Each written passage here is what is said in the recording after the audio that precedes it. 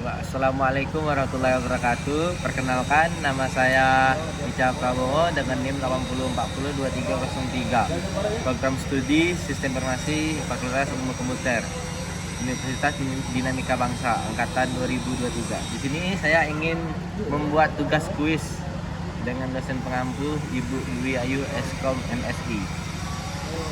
Baiklah, di sini saya akan menjelaskan tahap dalam menentukan keberhasilan proyek SI. Ada beberapa cara untuk mengukurnya, itu dengan 5 cara untuk mengukur keberhasilan. Yang pertama itu dengan waktu, biaya, dan kualitas.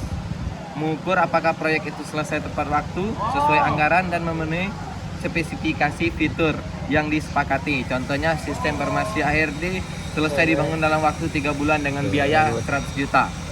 Yang kedua, kepuasan pengguna, menjelaskan menilai seberapa puas pengguna akhir terhadap kemudahan pengguna dan fungsional sistem. Contohnya, survei menunjukkan 85% karyawan merasa lebih mudah mengajukan cuti melalui aplikasi baru dibandingkan cara manual. Yang ketiga itu pencapaian kinerja bisnis, mengukur dampak sistem terhadap efisiensi operasional atau keuntungan finansial perusahaan.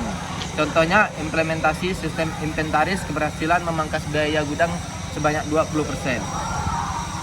Yang keempat itu kualitas sistem dan teknis, menilai keandalan teknis aplikasi seperti tingkat kestabilan, kecepatan akses, dan minimnya bug. Contohnya, website e-commerce mampu menahan 5.000 transaksi bersamaan dalam 1 hari.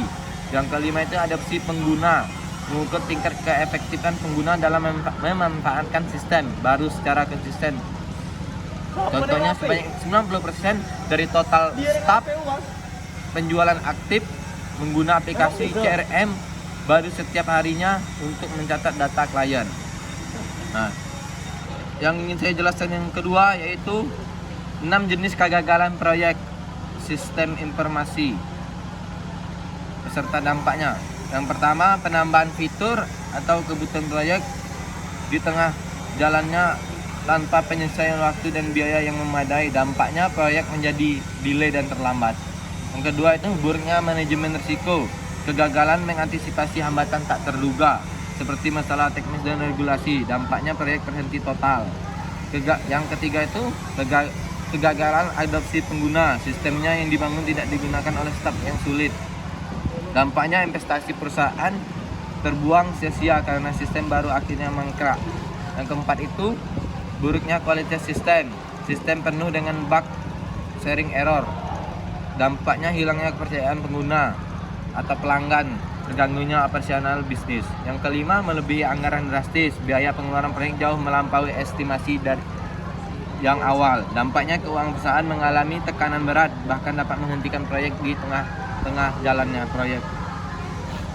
Yang keenam itu melewati batas waktu, proyek gagal diselesaikan sesuai dengan batas waktu yang di awal.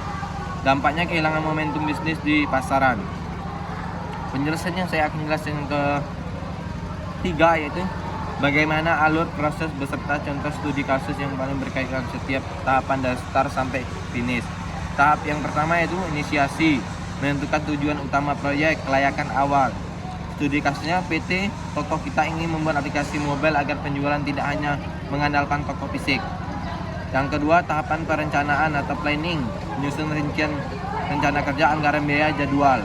Contohnya, contoh studi kasus, project manager membuat dokumen project charter yang menetapkan proyek selesai dalam waktu 4 bulan.